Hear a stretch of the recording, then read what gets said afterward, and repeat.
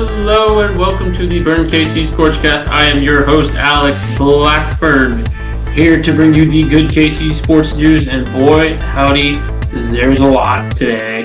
Gosh,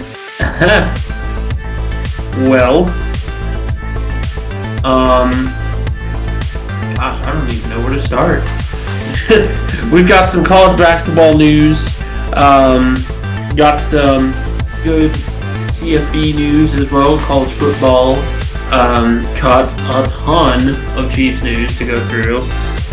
Some Royals news as well, and then a few minor things too in between all the crazy stories that have happened, even just today. If you keep up with me on social media, which I hope you do, if not, follow the Burn KC ScorchCast, or just the Burn KC as it's called.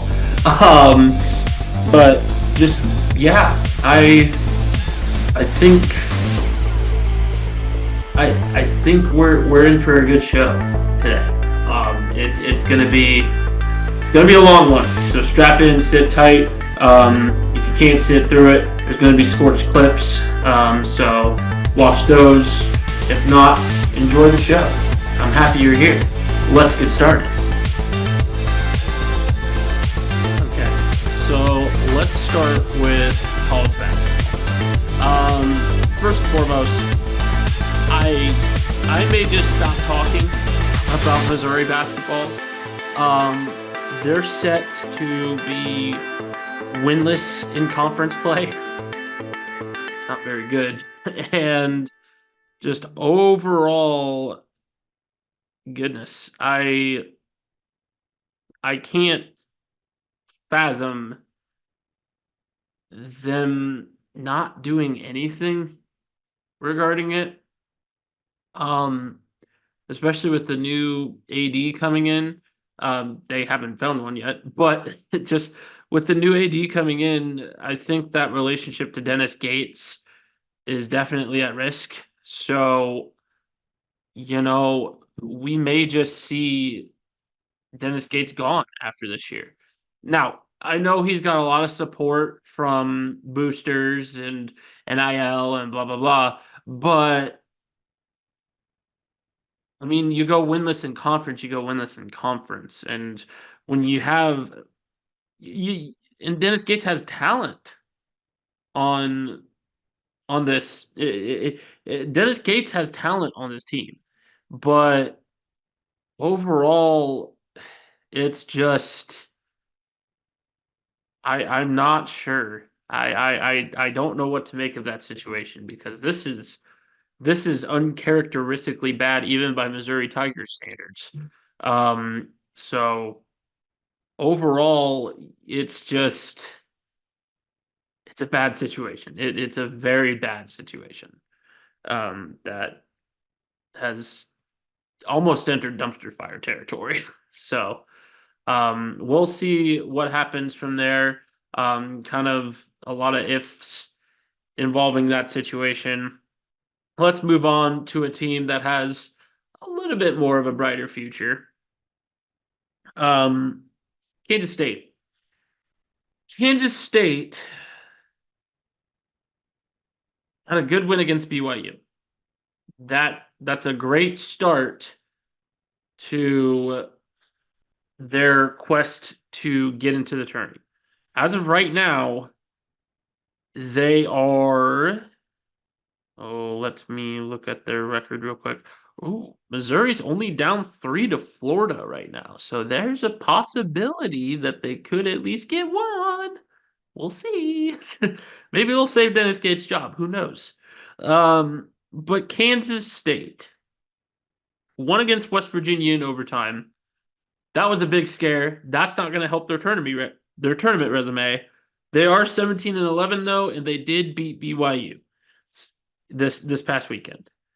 That being said, they don't have the easiest remaining schedule. So this coming Saturday, they have Cincinnati. They're going to Cincinnati, who's 16-12 and isn't a bad team. I mean, they're near the bottom of the Big 12, and conference record does matter, but they're still a team that has hung around with some pretty good competition in the Big 12.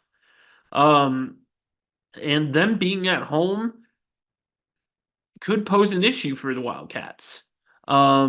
They don't perform as well on the road. They're they're so inconsistent. I mean, Tyler Perry has his great games where he goes for 15 to 20 points and then just completely leaves the building the very next game. So just overall, and then same goes for Kaluma too. Their offense runs through both of them as well, and if neither of them play well, that team's completely lost. I mean, who are they going to depend on? Gassan's a body down low, but he's not really a scoring threat, I'd say. And then you got Day Ames, who gets more fouls than points some days. And just overall, this is not the Kansas State team of last year. They don't have Keontae Johnson anymore. They don't have Marquise Noel anymore. They don't have these studs and have tried to replace them with kind of the Walmart version of, no offense to Walmart, but just kind of knockoff brands of the guys that they had last year. Kaluma is not Keontae Johnson. Tyler Perry is not Marquise Noel. He's much taller. But just I can't see Kansas State getting into the tournament. I can't because after Cincinnati, you go to Kansas, which they're going to be super mad, super mad because you had the embarrassing loss to BYU last week or the last night, which we'll get into. Believe me, we'll get into that. But then they got a tough one on the road at Baylor. And we all know how the Jayhawks do on the road. So if they end up losing that, they're going to be pretty angry going into the matchup against Kansas State. Because at that point, if they lose against Baylor, they're pretty much out of the Big 12 regular season title race, if not already out. And I mean, you're their rival, and you beat them on your home court. So they're not gonna take you lightly. And it's senior night, mind you. There's a possibility Kansas runs them out of the gym that night, especially if Arthur Kaluma and Tyler Perry are not on their game. I mean, and for your season finale and senior night, you got Iowa State. So, I mean, the NIT's fine. You guys have made the NIT plenty of times before. You've even won it, I'm pretty sure. So, it's kind of maybe what you'll have to look forward to this year. It was kind of a down year, a sophomore slump, if you will, for the second year coaches in the local Kansas City area. I feel like they can bounce back, but they're going to need the trust of the administration, for one. And number two, they're going to need the talent. And, Dennis Gates has it, but I just, I, I don't see them. I don't see them, either of them, improving a whole lot from this year. I think we saw the real Dennis Gates, the real Jerome Tang this year. And I know you're supposed to give every coach the 3-year rule or the 5-year rule or whatever it is, but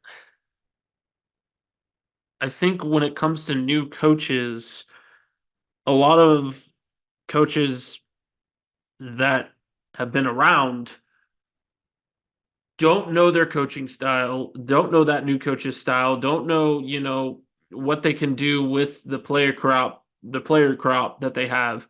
Um, and just overall are not prepared to see what kind of coaching style they have. But by that second year, you are prepared, you have film, and overall, the facade or the charade or whatever you want to call it of this guy being an elite coach. And it doesn't happen for every first year coach. A lot of coaches, go in and have this excellent first season and then ride it. But not all of them. And for Jerome, Tang, and Dennis Gates, is last year the best we've seen of them? We'll see. Again, I don't want to make like a second year judgment because I know, you got to wait like 3 to 5 years before you can make a proper judgment on a coach. But I mean, we've seen what Jerome Tang and Dennis Gates are capable of. And we know their coaching style now. We know, what they can do with certain types of players at this point. And these guys have to prove that they're not snake oil salesmen at this point. Otherwise, they're gonna move on. They're gonna get fired. So I think it's high time next year, should they both still be with their respective programs, that they shape up. But as for Kansas, notice how I kind of stalled for time to talk about Kansas. Boy, that was a bad loss last night. A team commits how many fouls? I think there was like, didn't it amount to like almost 30 fouls on BYU? Like, I'm pretty sure they stopped counting because either ESPN Plus's broadcast is terrible, which I wouldn't put it past it, but maybe they just stopped counting because there was just too many of them. Nonetheless, BYU shot under 40%. They had just a crazy amount of fouls, and they still won in Allen Fieldhouse. That was an incredibly embarrassing loss. I don't. There's a lot of people that are debating, that is this like the truly that bad of a loss? BYU's a good team and blah blah blah blah blah. BYU didn't play like BYU last night. They played like crap. But Kansas played even worse. They couldn't make their free throws. They could get nothing done offensively. Hunter Dickinson got pushed around at 7'2", got pushed around by guys that were like 6'9" and below. And this team still doesn't have a perimeter shooter. Say what you want about Johnny Furphy. He was 0 for 4 last night. 0 for 5, I think, even. Nick Timberlake was the best three-point shooter that last night. Nick Timberlake. He made one basket. The one basket was a 3. He made 3 free throws too, but like, who cares? Nobody else did. I mean, that was an embarrassing loss.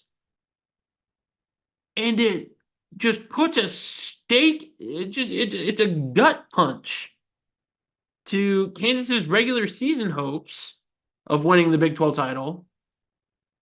But also, it sows the seeds of doubt for how they're going to do in the tournament. Kansas, this is the first time Kansas has lost at home this late in the season since 1983.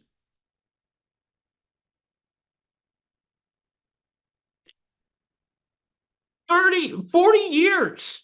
40 years. And you're going to try and justify it like, oh, well, they had a loss against UCF this year. They had a loss against West Virginia. Yeah, on the road. And those are two teams that are still nothing to play with. No one in the Big 12 is. The Big 12 is just a thunderdome of teams. We all know this.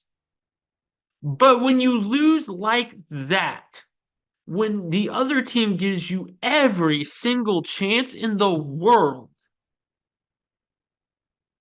for you to win that game, and you just fumble it in front of your home crowd at what many people consider to be the cathedral of college basketball, Bill Self probably ran them ragged today. It's one of the most embarrassing losses of his career in the regular season. I'm sure he was pissed.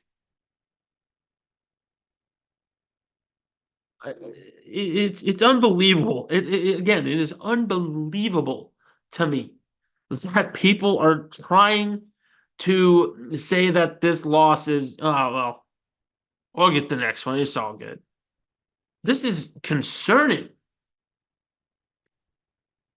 This is, and I get it, like, oh, well, UConn went 5-7 in January and, 4 and something in February, and they still won the national championship. I don't care. This team's not UConn. This team's not 2023 UConn. Are you joking? We're talking about the 2024 Kansas Jayhawks, a team that has I can't even. So you have all the drama regarding the transfers and the freshmen leaving, Marcus Adams, Chris Johnson, he who shall not be named because I hate his guts, frankly. Just a disgusting human being. You have all that drama at the beginning of the season. We honestly should have seen this coming. We should have seen a frustrating, not necessarily a debacle of the season. I mean, we'll see what happens in the tournament, which, thank God we even make it. I'll say that that's a testament to the coaching of Bill Self and the players that want to play. It's just we're going to talk about Kevin McCullar here in a second, but just I mean I am floored at how poorly this season has gone to this point. It's reminiscence of 2018, 2019. My final year at Kansas as an undergrad. Just frustrating loss after frustrating loss. And yeah, you had some good wins. That win against Houston was stellar. Do more of that. Where was that the whole time? Well, Kevin McCullar wasn't playing. Kevin McCullar wasn't playing. This team shouldn't rely on 1 to 2 people. It should run as a team. That's the same problem they had last year. They tried to run everything through Jalen Wilson and had some decent plays from, like Grady Dick and DeJuan Harris. Speaking of Juan, he had a double-digit performance last night. Still lost, but he had a double-digit performance. Just You know what? Let's keep the fire going. Let's keep the rage going. Kevin McCullar. Kevin McCullar. I uh, if this injury, let me preface this.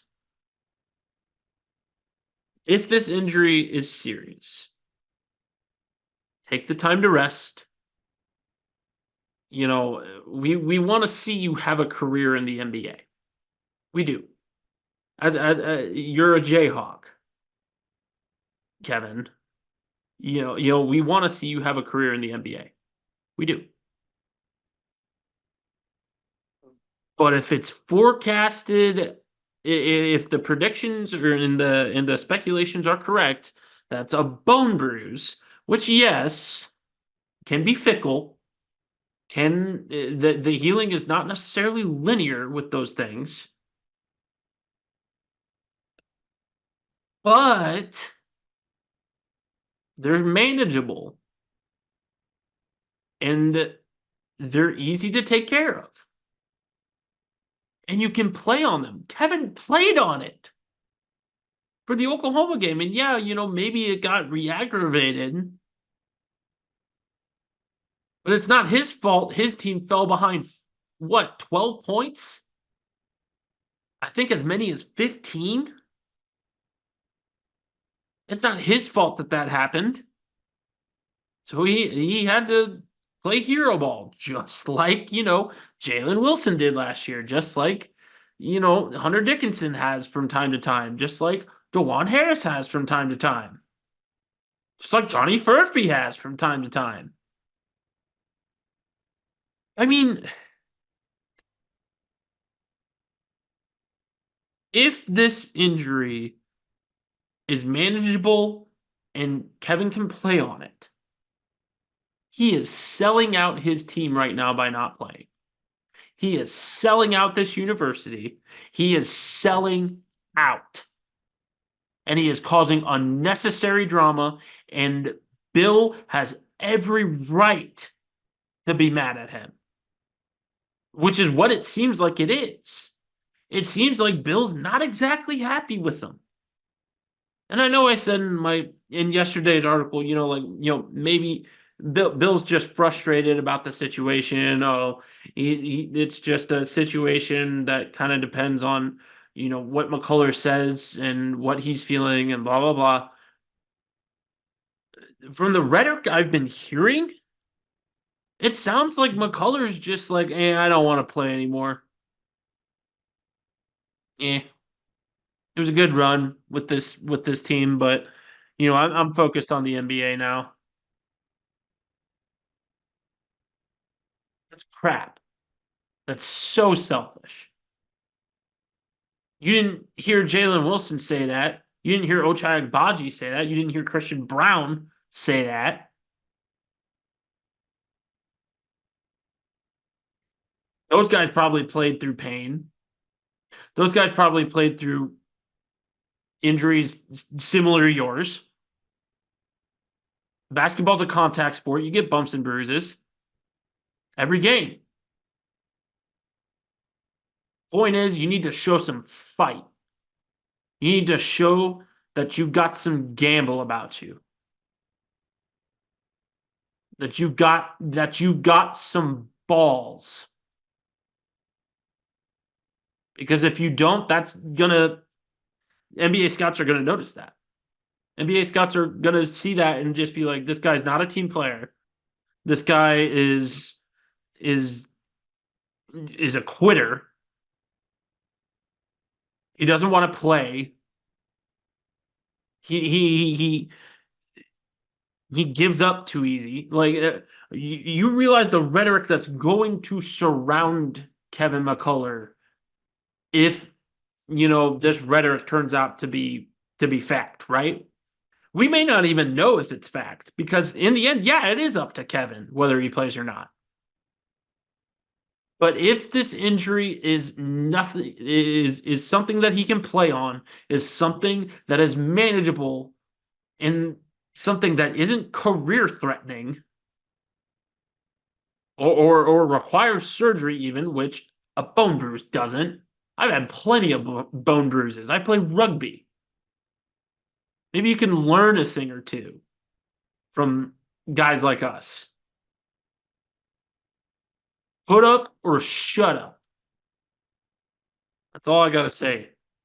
Let's move on to college football. It's a little bit better over there right now.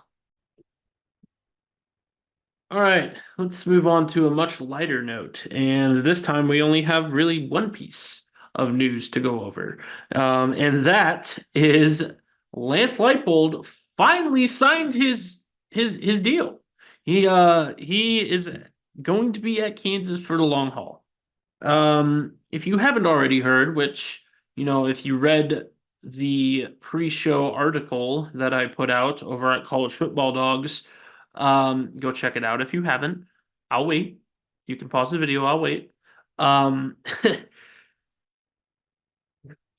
little brief pause there for you.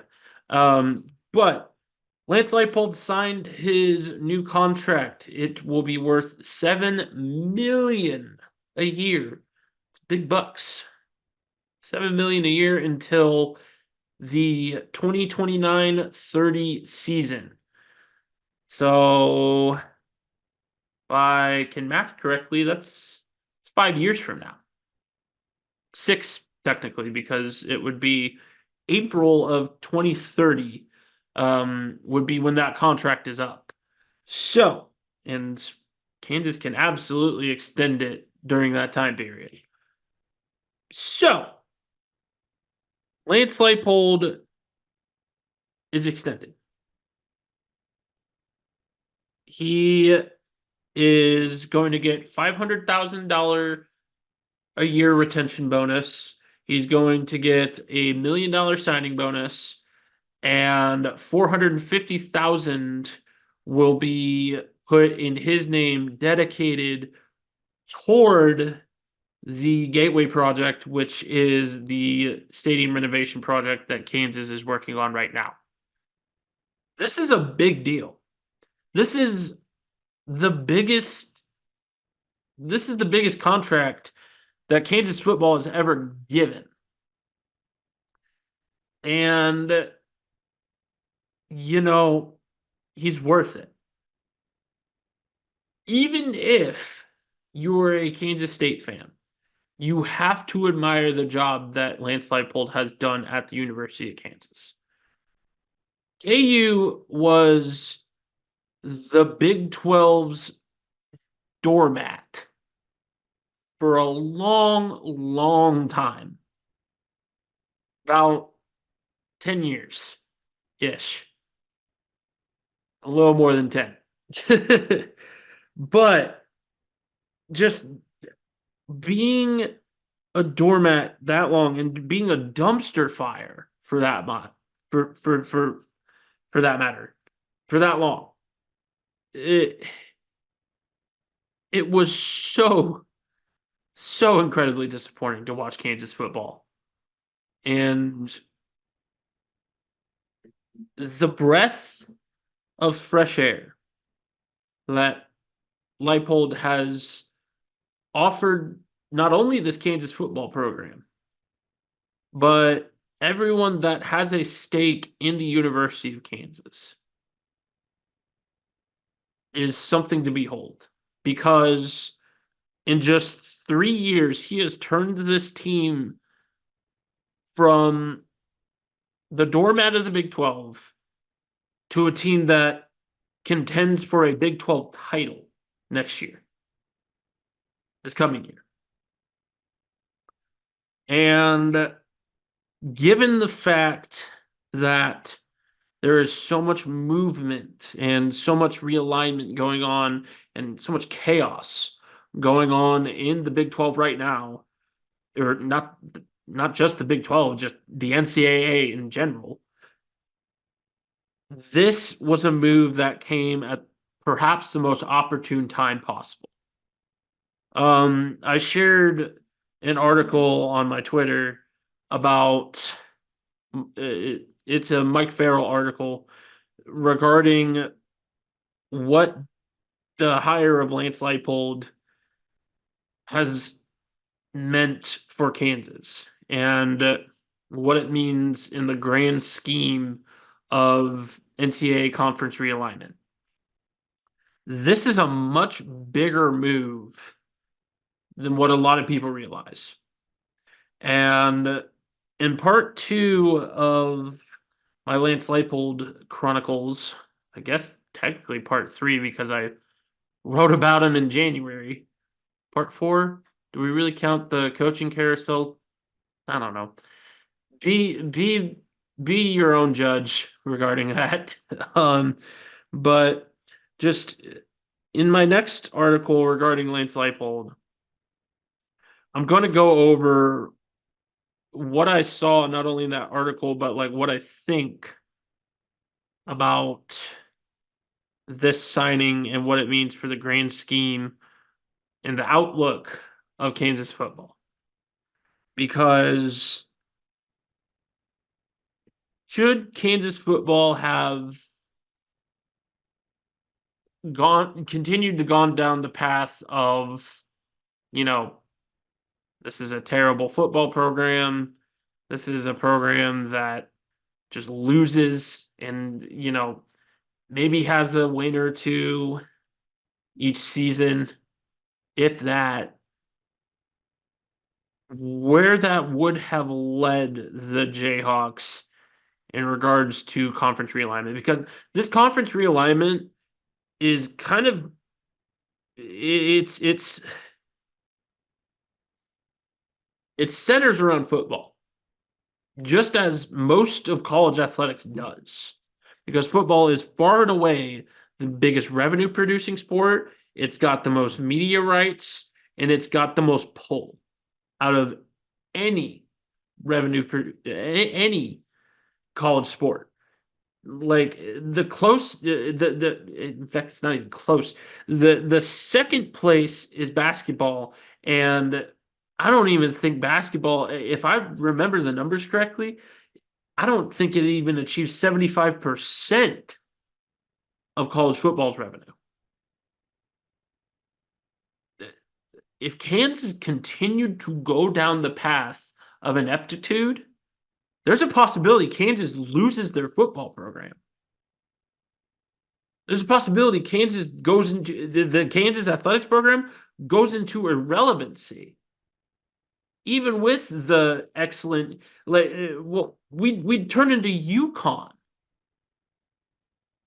You looking at UConn's or yeah. To be honest, look at UConn and what their athletics program has become. Yeah, they have football. Yeah, their football team's kind of on their way back because they realize, oh crap, we have to invest in football. Otherwise, we're going to get left in the dust. That's exactly what would happen if Kansas continued to be inept. You have to, if you want to be a college athletics program worth their salt, you have to invest in football. It's not a thing that you just have. It's a requirement at this point. If you want to be an athletics program worth their salt that earns any sort of revenue for the university, investing in football is required.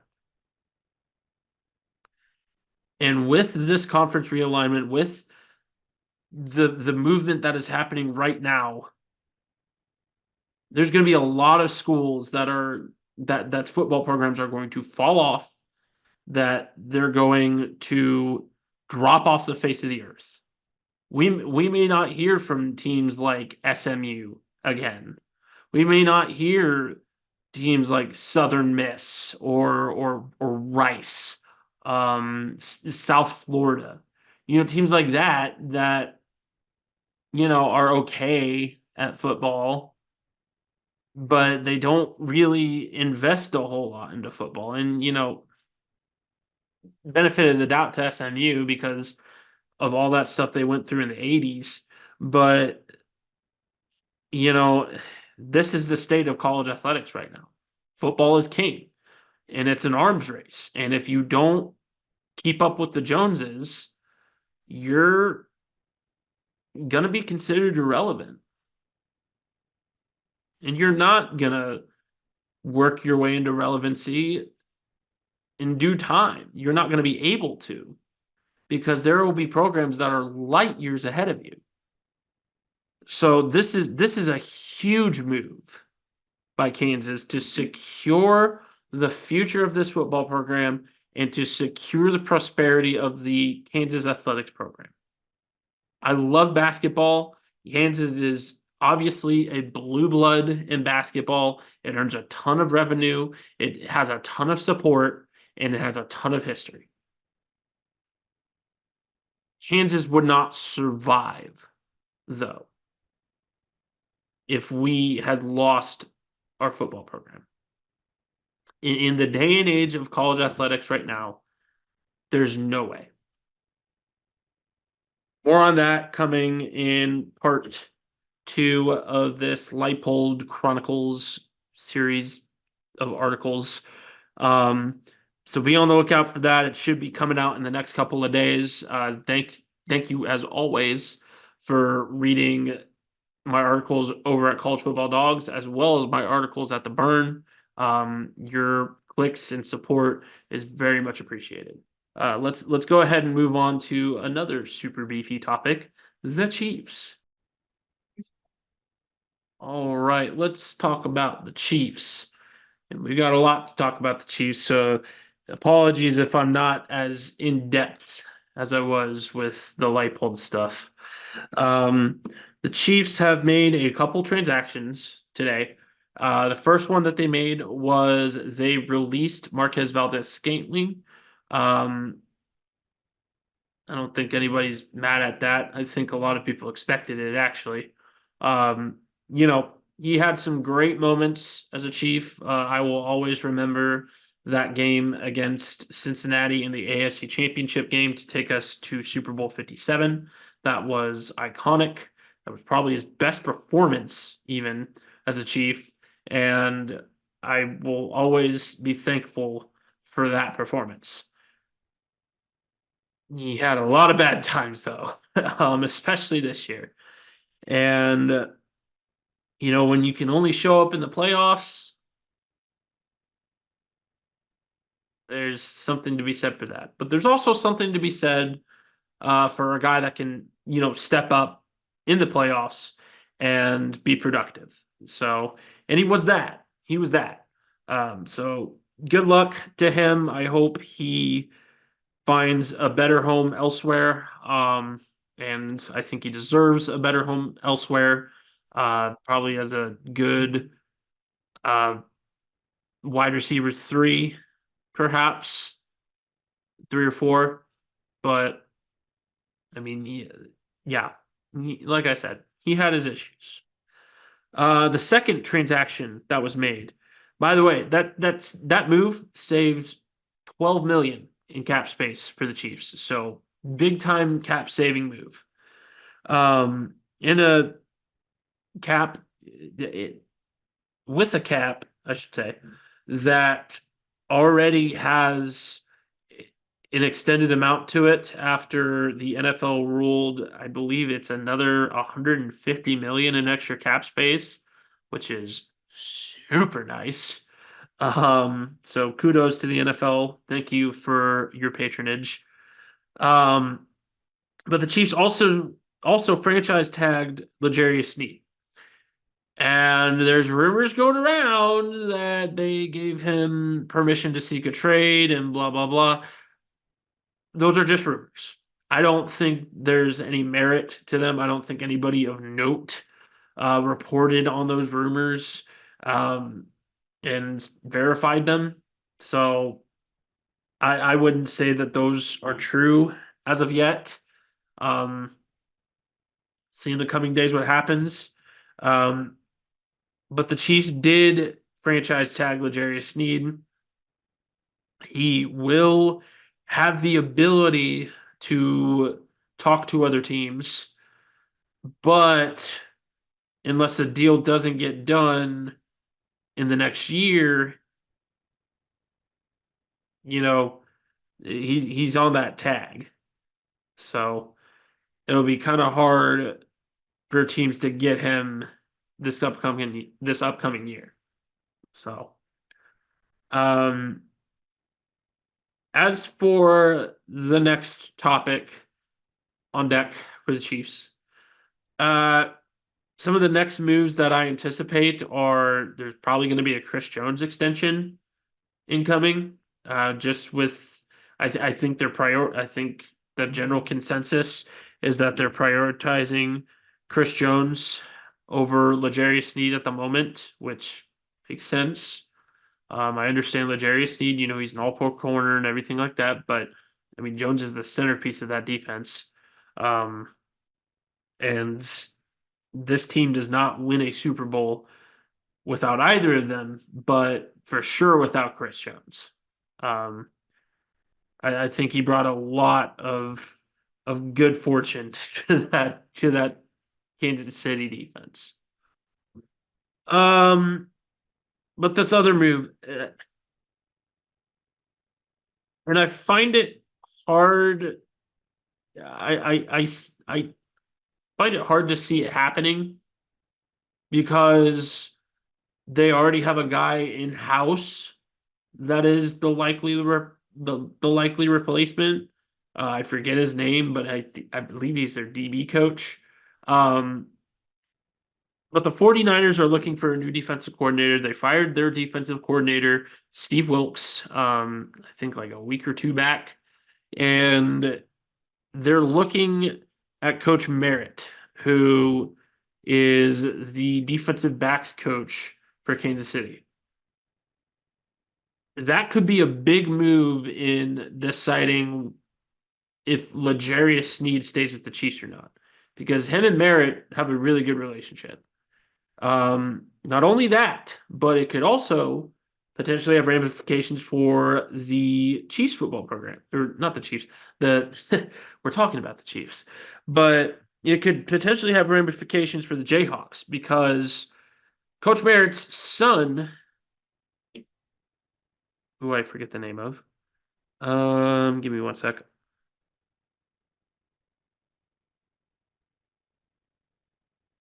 Dave Merritt.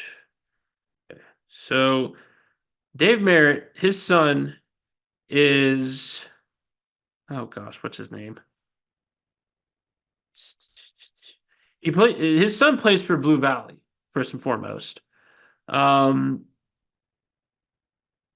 which is getting him looked at by the local schools, Kansas included. His son's supposed to announce his top 10 in the next couple of days. So, depending on where his dad goes, that could determine where he goes. So, Kansas Jayhawk fans, if you're not a Chiefs fan, too, but a Kansas Jayhawk fan, I would keep an eye on this because Dave Merritt has an interview with the 49ers, I believe, tomorrow.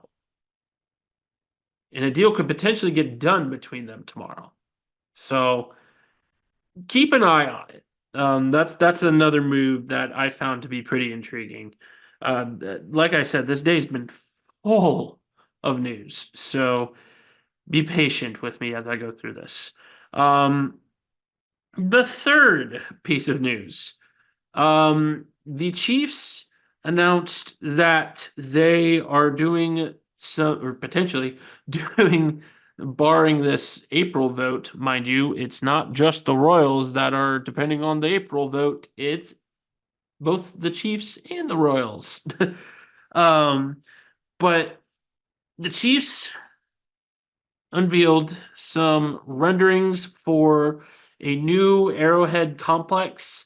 Kind of a la Lambeau. It definitely looks like, they're trying to emulate kind of that Lambeau feel of, oh, it's a title town and, all these amenities and all this and that and the other thing. Look at how much parking we have. that type of thing. Is this going to be the new trend? Are we just going to copy off of historic stadiums? Green Bay has that because Green Bay is tiny compared to other metros that have NFL teams. It's tiny. It's like 110,000 compared to Kansas City's 500 some odd thousand. Like, come on. If you're gonna create more parking space, at least create some space for for local businesses too. From what it looks like, the goal is way more parking space. And mind you, they're going to be demolishing the K once the Royals move. That's another piece that probably should mention. Kind of just gave away my stuff that I was going to talk about regarding the Royals. But I think this whole stadium realignment thing is ridiculous. It costs just as much to renovate Kauffman as it does to create this new stadium. I agree. But the Truman Sports Complex, I don't think anybody really has a problem with it.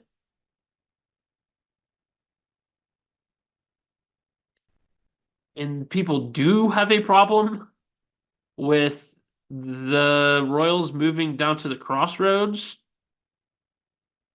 So what's really the motive here? Is it are these two teams really going to try and suck money out of us? I think billionaires should pay more for their own stadiums and their own property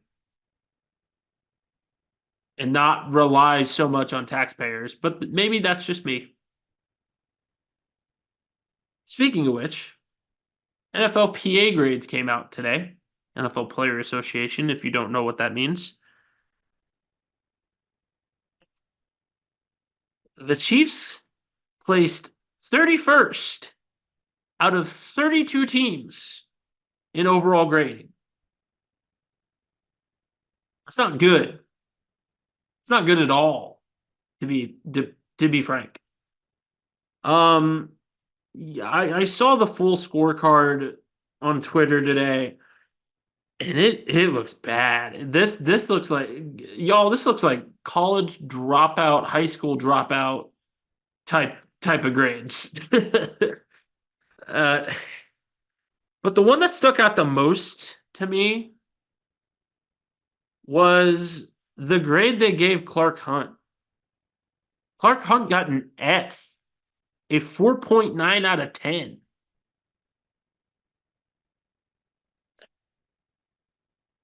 What? There's clearly an issue between the players and Clark Hunt. And yeah, your dad was Lamar Hunt, but seeing the suite you have in Arrowhead, seeing all these recent moves that don't improve the locker room. You didn't improve the locker room, by the way. You didn't follow through the promise there. And then now you're talking about renovations for a new stadium. Dude, the cracks in the organization are showing. And a lot of them have to do with you, Clark. He's got to step his game up. Otherwise, this dynasty is not going to last that long. That's and then oh god, just that's a cause for concern. I'll say that. I don't think it's necessarily, you know, the end of the world. Oh, the the organization is going to be crippled because of it. It's not. They're still going to be good in the next few years, over the next few years, I should say. but that's concerning for sure. We got to watch what that does for free agency, what that does for player retention, and what impact that could have. Because I feel like a teacher at a parent teacher conference. This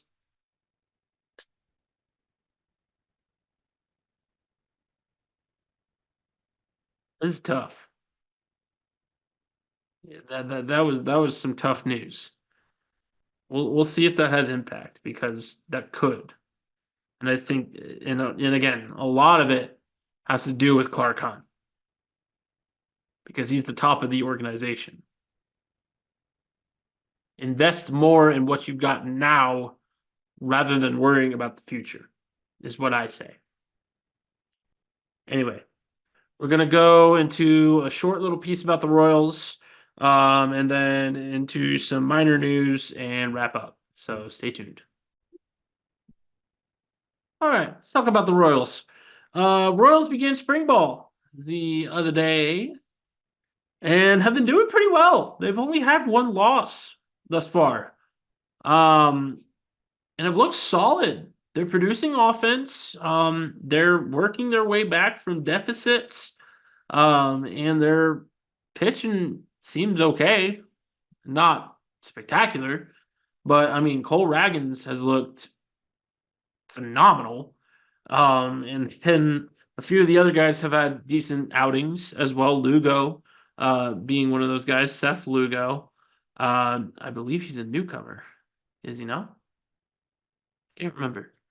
But overall, solid performances. Um, that being said, it is spring ball, and the Royals do love to play some good spring ball and then kind of fall apart. But I would say it's a good sign that they're winning games in spring ball. They've looked good too. They've looked solid.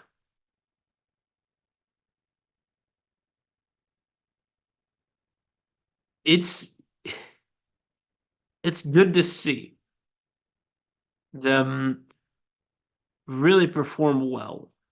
Um, and to see new guys come in and play well too is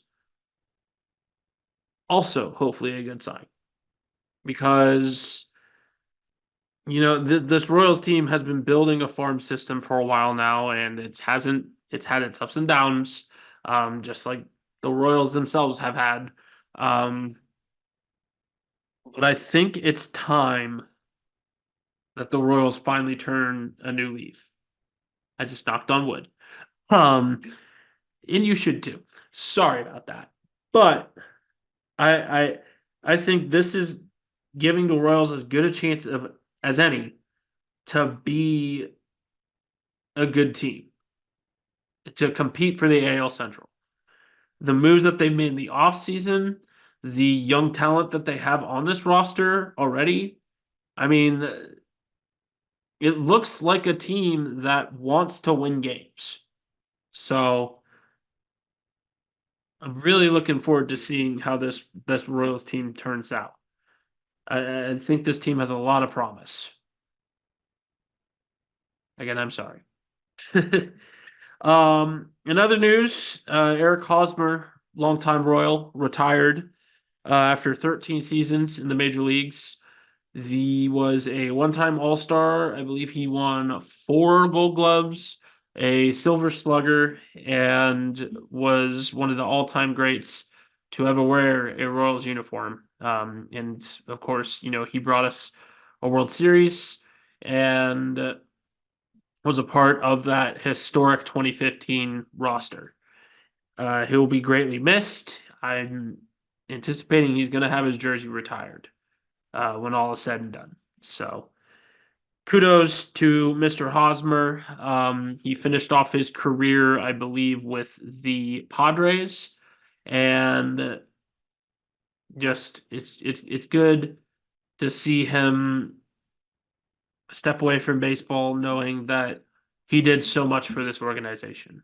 And he's so cute too, right? I apologize. But we've got some stadium stuff to discuss. Unfortunately, because this stadium stuff has caused so much discourse, and it's hard to keep up with it, to be honest. I mean, you've got the people on the yes side saying, oh well, it's a few abandoned buildings and businesses that can relocate easy, um, just as they've done before, and blah blah blah blah blah, and oh, it's all the housing that's over there can be replaced with better housing and blah blah blah blah blah. But then there's the side that's just like, no, wait a minute. This is all expensive for the little guy, for the people that are in that affordable housing, for the people that are in those businesses that would need to be moved. The Royals need to give those people help because moving is much easier said than done. And I tend to, I can see the pros of this new stadium, but I can also see the cons. And I frankly lean towards the little guy because I myself am a little guy. And all this talk about, well, oh, this is, there's easy solutions to these problems that would arise. No, there really isn't. You guys got to think more than surface level when it comes to these things. Would it be easy for like people from Mission Hills to get up and do that? Yeah. But these are people that live in the inner cities. These are people that work in the inner city. It's not as easy as you might think. And the whole, well, we would promote public transportation. There's no guarantee of that. I think initially at least it wouldn't, because people would still drive to games. They would still, not be used to using Kansas City public transportation, which is already bad, mind you. It needs improvement, like potholes and the public transport. I mean, the streetcar is not going to be able to do all that. Like, there has to be sports-minded stuff and civic planning stuff, and they have to intertwine. Otherwise, your proposition is going to be too simplistic. And that's what I've seen a lot of on Twitter, is a lot of people just kind of leaning one way or the other just based on what mindset they're in. You got to be nuanced when it comes to this. Like, there's things that need to be thought about before you pull the plug on this. And before you say, well, the tax already exists, it's just an extension. It's also a hike in the tax. Because I don't think, I think it's less expensive right now than it would be should we vote yes on April 2nd. Or mind you, should Johnson County, or Jackson County, Johnson's where you live, ding-a-ling. But, Jackson County, in the end, it's up to them. And I think a lot of people are already disgruntled with our current sports teams in that area. So we'll see what happens. I mean, there's a lot of people on the no side regarding this. And I think a lot of people on the yes side aren't thinking hard enough about the ramifications. So the ramifications regarding people that aren't them. So that's just kind of my 2 cents on it. We're going to move on and discuss the minor news and wrap up. All right.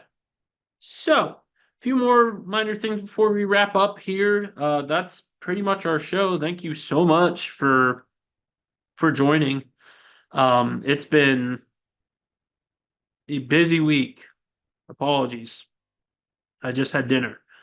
Um, but it's been a really busy week, and I appreciate you sticking with me. Obviously, we had a lot to go through this ScorchCast, so thank you so much for watching, and just for supporting me throughout this journey. We're coming up on the 2-year anniversary of this. In fact, in a month from now, it's going to be the 2-year anniversary of the Burn KC. Wow, or is it? Yeah, the 2-year anniversary. Crazy stuff. So thank you for being with me along this ride of pursuing my passion of sports journalism. It's been amazing, and I couldn't have done it without you guys. We're getting a lot of recognition. If you don't already know, I'm part of the Football Writers Association of America. I got accepted into their membership program, and that's a big step. And I'm about to, at least fingers crossed, be compensated for what I do in the writing field and the blogging field and just what I do here. So it's great. I mean, I again, I couldn't have done it without you guys. I did not expect this to turn into something that I would get paid to do. So with that on the horizon, it's bewildering to me, but I'm forever thankful. But we still have a few more things to go through, so let's get through. Sporting Kansas City started their season with a 1-1 draw with Houston. Solid team. Good way to start out. At least you're not starting out with a loss. But we all remember how last season started out. Let's not do that again. I hope this season starts out how last season ended, and where, Sporting Kansas City can go on a bit of a run and not make us, not want to watch it anymore. Um, but we'll see. Vermees is still the coach, so I have full trust and faith in him as well as the veteran players. This is a younger Sporting Kansas City team, but than it was last year at least. But I think they have the tools to make another good run towards that MLS Cup. As for some Blues news, the Blues had their annual banquet this past weekend. I went. It was a ton of fun. And congratulations to all the award winners. It was a good time had by all, as I said, and I can't wait to do it again next year.